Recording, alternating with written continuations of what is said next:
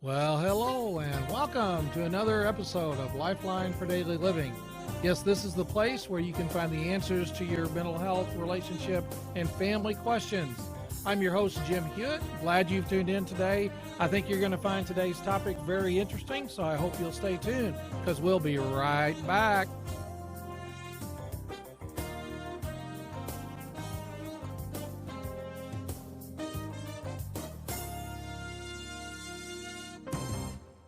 All right. Hey, welcome back to another episode of Lifeline for Daily Living. Glad that you've joined me again today.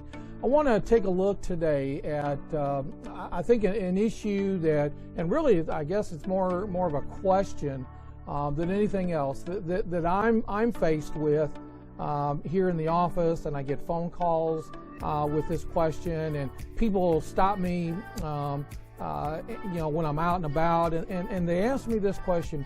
When is it that a person should seek counseling?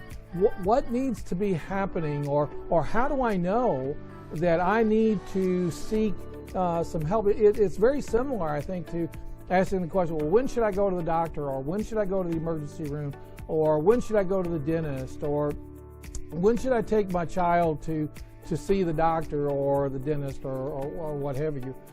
I think that's a very important question, and I think it's a question that unfortunately, I think too many people wait too long until things are like in their marriage or with their child or children, that things seem to be getting more and more drastic before they'll pick up the phone and give me a call and set an appointment to come in and talk. And so I want to just kind of look at this. When is it that I should seek counseling for myself? Or when should a family member, I see my family member struggling, or a friend struggling, when is it that a person should seek counseling? So I want to kind of answer that question and give you some indicators as to when you, a family member, or you and your spouse, or you and your child should seek out a counselor. I think the first thing is that you should seek counseling. A person should seek counseling when you or a family member are having difficulty functioning at normal capacity. Now, when you put that word normal, we typically put that in quotes, right? Because what is normal? But you know your family member, you know yourself, you know your spouse, your boyfriend, girlfriend, you know them better than anyone else. And you know when they're operating at optimal level, at a normal level. If you see, or you or someone else, if you feel, let me call it an energy drain in yourself or in a family member, that it becomes more and more difficult to get out of the bed of a morning. And this is happening on a consistent basis. It's not the result of staying up late the night before or partying or whatever it is that you do, staying up late watching your favorite show or watching a movie, staying up till 2 or 3 in the morning, that kind of thing. It's not that. It's I'm having difficulty sleeping, and when I get up in the morning, I just feel drained. I don't feel like doing anything. Things that would be typically a normal routine, washing dishes, vacuuming the carpet, housework, just the routine stuff of going to work, those things become burdensome. And so I think when that's happening on a consistent basis, day after day, week after week, and perhaps month after month, I think it's time for you to see someone, a doctor, a therapist, and find out what's going on. There may be medical issues that are going on. I'm not a physician, and so you would have to go to a physician to find that out. But I think whatever it is, whether it's medical or emotional or relational, it's taking a drain on you. It's just like the life is being sucked out of you. You're not excited about anything. You're not excited about your work. You're not excited about any hobbies. You just don't feel like doing anything, and that's on a consistent basis. I think it's time that you seek out some help. Number two, I think you need to seek out counseling when you or a family member have extreme emotional reactions. I want to underscore that word extreme. I typically describe it as going from 0 to 100. Boom! The person just goes wham, and they just overreact to whatever's going on.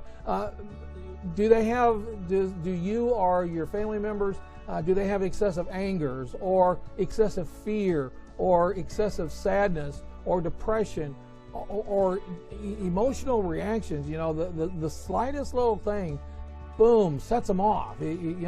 Or they kind of crawl into themselves, and that's where they're at, and they just kind of stay there.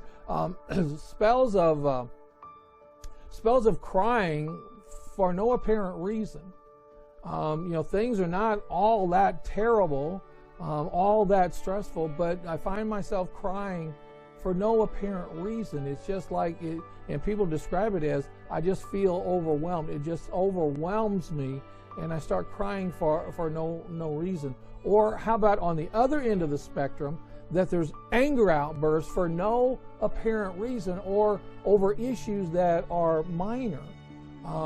You didn't call me before you headed home from work, or I thought we were going to be doing this and this happened, or we didn't communicate about this and there was a miscommunication. Nothing intentional, nothing big, but to you it's a big issue.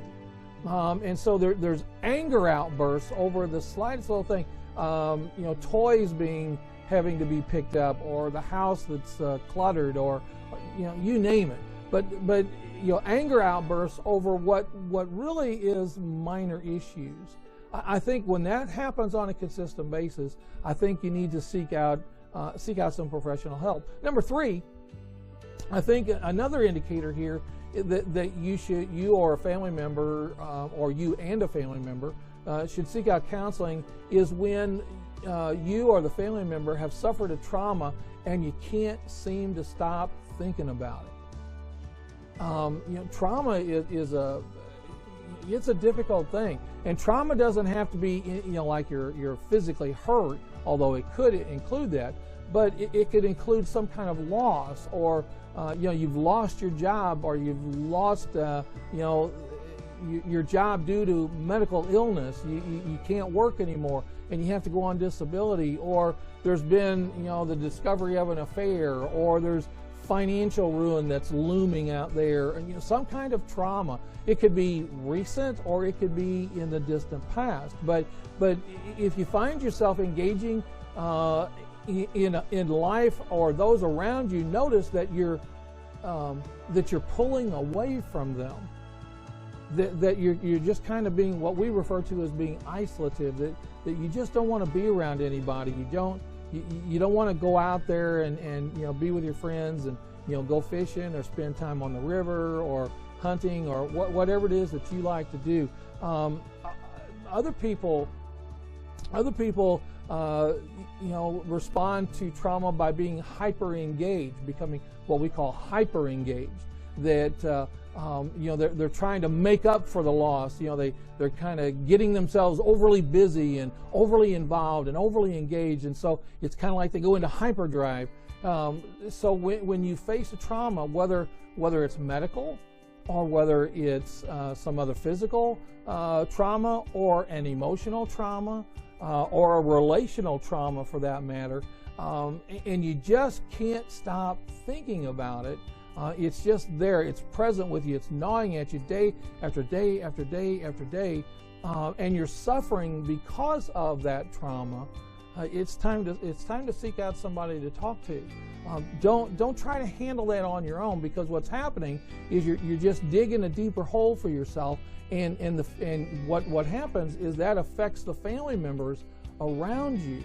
And so the deeper that hole goes for you, the deeper it goes for your family and friends, and sometimes that ends up affecting your work as well. And so whenever there's a trauma that has happened, whether it's recent trauma or something maybe in the distant past, and it's still affecting you today, and you just can't seem to stop thinking about it, it's time to seek out a professional counselor and talk to them about it. Number 4, I think a fourth indicator here that it's time to seek out counseling is when everything you or your family feel is intense. Everything is intense. You can feel it. You know, as the old saying goes, you can cut the intensity with a butter knife. It's palatable. It's thick.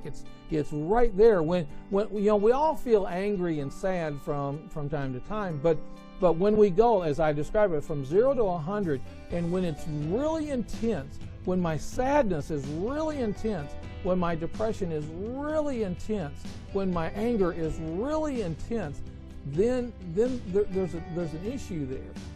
When I just even when it comes to anxiety, all of us feel anxious at one point or another, right? I mean, all of us do. That's just kind of goes with life, right? We all feel that anxiety, but I'm talking about intense anxiety to where, you know, your heart is palpitating and your palms or your forehead, you're sweating and you just can't seem to operate very well, and everything's kind of getting cloudy and all muddled up here. The intensity of it. It can be really, it can be paralyzing when these emotions are so intense. It can be totally debilitating and totally paralyzing for you in just living out life. So people, you know, if you're going to work, you know, you're calling in sick all the time, or you're late to work, or you just come home and you go right to bed. You don't interact with family members at all. The intensity of it. So if you're on a regular basis now, if you've been feeling the intensity of these emotions, it's time to seek out somebody to talk to. Number 5, I think it's time for you to see a counselor when you or a family member have unexplained or unrecurrent headaches, stomach aches, or you have a run-down immune system. And what I mean by that is you get the flu real easy, or you get a cold real easy. You have these unexplained headaches. It feels like there's a band that's being, you know, tightened around your head, that kind of thing. We all get emotionally upset from time to time, right? But when we do, it affects our bodies. It really does. Think about it for a second, and I say this all the time. This controls everything. Our brain controls everything. And so when we're upset about something, or when we're feeling anxious about something, it's going to affect our body. And if that's chronic in nature, then our immune system is going to be depleted, and we get sicker more often. It's unexplained. We have these tics. We have these unexplained twinges that just seem to come out of nowhere. You know, I'm just kind of motoring along in life, and you know, I'm out shopping or out doing what I'm doing, and all of a sudden, you know, my stomach hurts, or I have a headache, or you know, I just don't feel good. Well, first of all, you need to see your physician. I want to encourage you to do that. If you're experiencing that on a regular basis, all of us have headaches once in a while. All of us have upset stomachs, you know, after eating pizza and popcorn and soda and tacos. If you eat all that, yeah, you're going to have an upset stomach, right? That we're all going to experience that.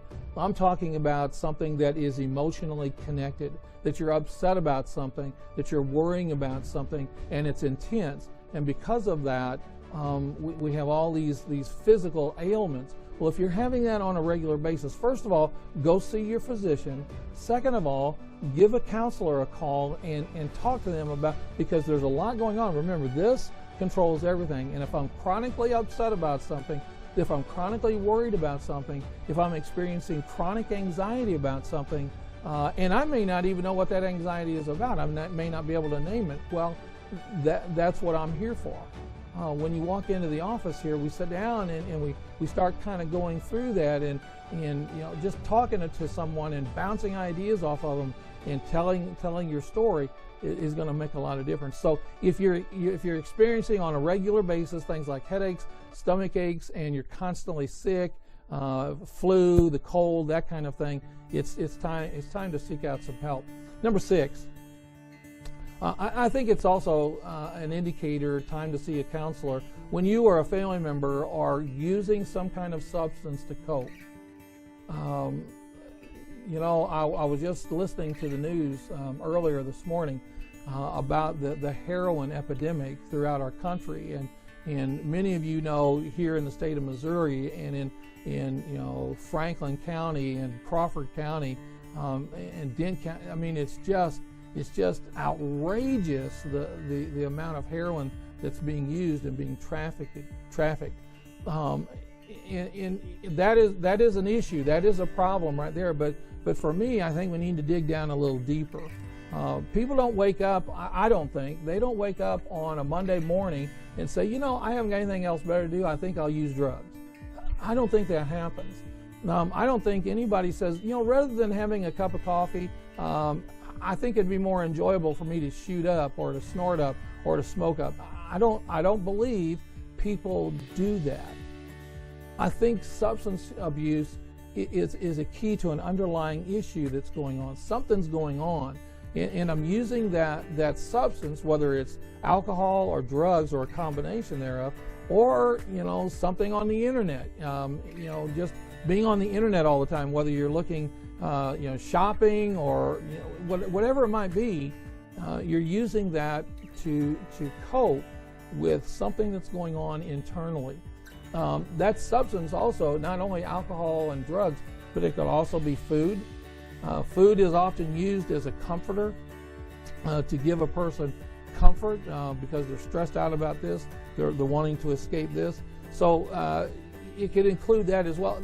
The idea here is that I'm going to use this substance to alter my mood because of what's going on, what I'm feeling. Or I'm going to use this chemical in order to not feel what I'm feeling. The problem with that is that I have to keep using in order not to feel. Well, you know, the way we look at it here in my office is I want to find out what's down here, right? I want to find out what, you know, the substance abuse is up here.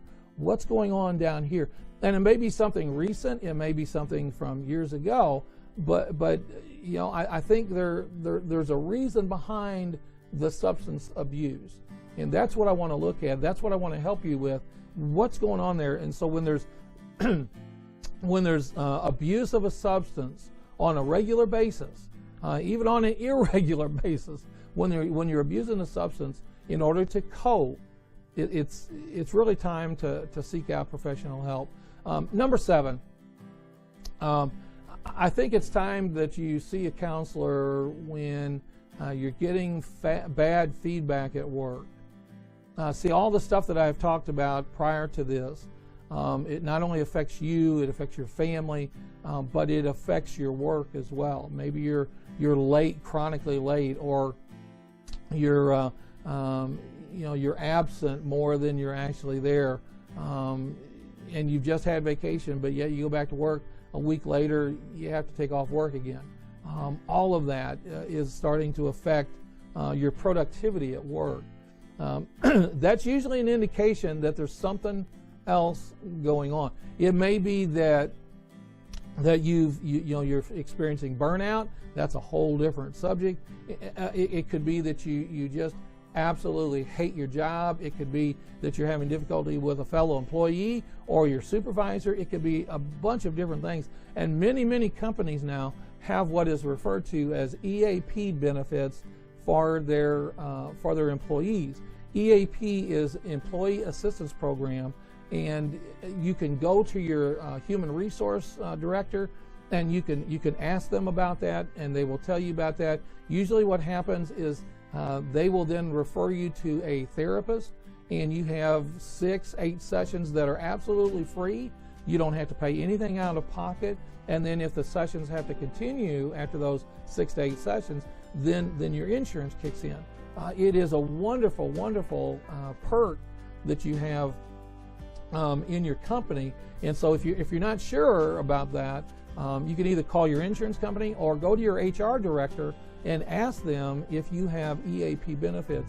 I want to encourage you to do that because your job may be on the line here. And there's stuff going on, whether it's at work or outside of work, in your personal life or in your family life, that is affecting how you work and your productivity at work. And you're a valuable employee, and your company wants to keep you. So why not? Rather than yelling and screaming and being all angry all the time or abusing a substance, why not talk to someone about those EAP benefits? Now, some companies don't have that.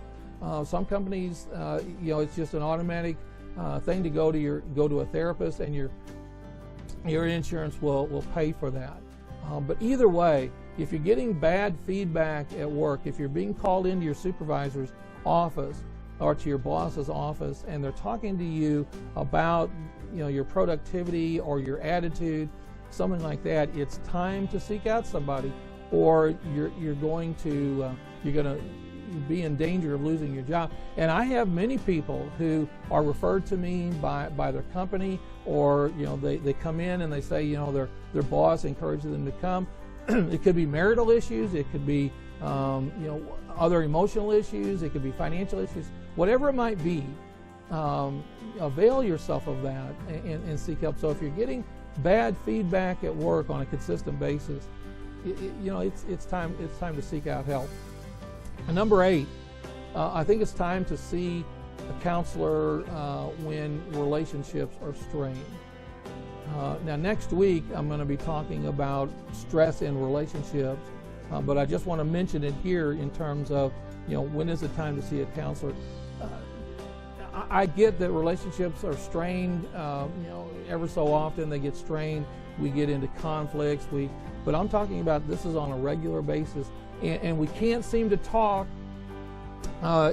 without arguing. We can't seem to express, and we can't seem to get this thing solved, and that just kind of keeps building up and building up and building up until one of you all of a sudden threatens divorce. Look, seek out a counselor before that happens. When relationships are strained, don't wait till it gets so bad that one of you either leaves or threatens to leave or threatens divorce or files for divorce. By then, it's going to be hard to kind of come back and regroup. If your relationship is strained. You know that. Maybe it's finances, maybe it's the kids, maybe it's not seeing each other enough. You're so busy doing a lot of other things, and the relationship gets strained. Don't let it go so far. Seek out some help with that. Someone that has an objective point of view, that can see both sides and help you to lessen the strain that's in your relationship. And finally, number 9, I think it's time to see a counselor when it seems like you've done everything possible and nothing seems to help.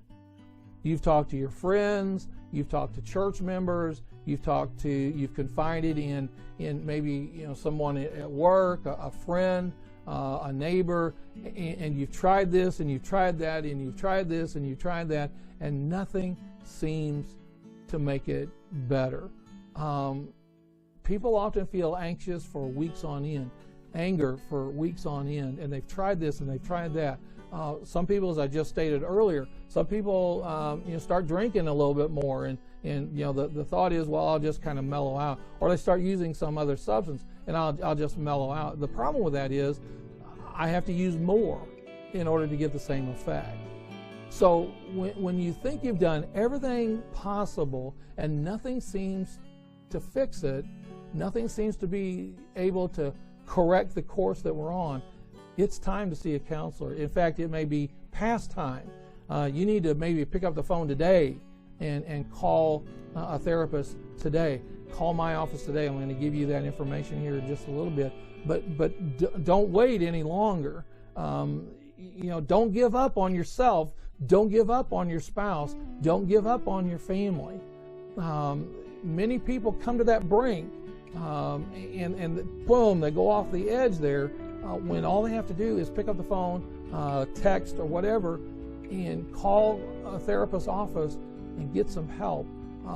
Oftentimes, more often than not, at the end of the first session, when a client comes in to see me, for the very first time. At the end of that session, they will tell me, I feel a little better just being able to share it and get objective input. That's what we do here at Lifeline Family Care. That's what we do. We want to be able to assist you when you feel like it's all, you're just looking at life through a tunnel and that tunnel is closing. It's time to see a therapist. All you have to do is pick up the phone and call.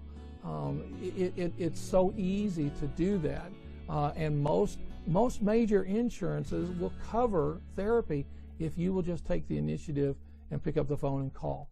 Well, listen, let me just kind of wrap things up here just a little bit, and I want to share with you that you don't have to be crazy for seeing a therapist. Now, you don't have to be crazy to see a therapist. A lot of people think that, and that's one of those myths out there. A lot of people think that you have to be crazy, or if you go see a therapist, that means you're crazy. That's the furthest from the truth. You would go see a doctor in a heartbeat if there's something going on medically, physically. You would go see a doctor, or if you're having difficulty, with your teeth, you would go see a dentist. The same thing applies in seeing a therapist. A person doesn't have to be crazy to see a therapist, and a person, you don't have to be in crisis to see a therapist either.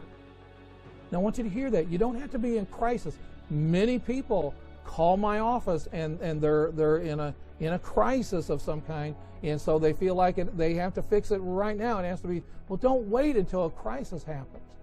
Don't wait until somebody threatens to leave or threatens divorce, or there's anger outbursts and things are said and things are thrown. You don't have to wait till there's a crisis to call a therapist. I think seeing a therapist is like taking your car to a mechanic.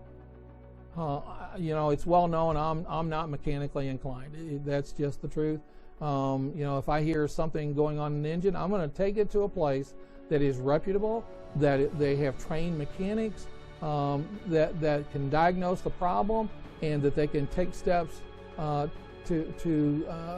alleviate that problem in your vehicle. Well, the same thing applies. You've tried everything, right? You've tried everything. You've talked and you've talked and you've talked and you've talked.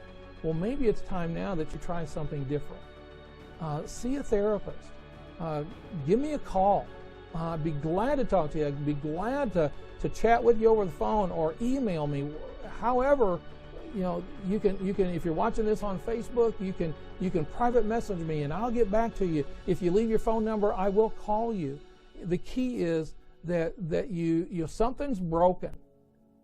Something's not working right. Something's not working at its optimal level in your life or in your relationship. So give me a call.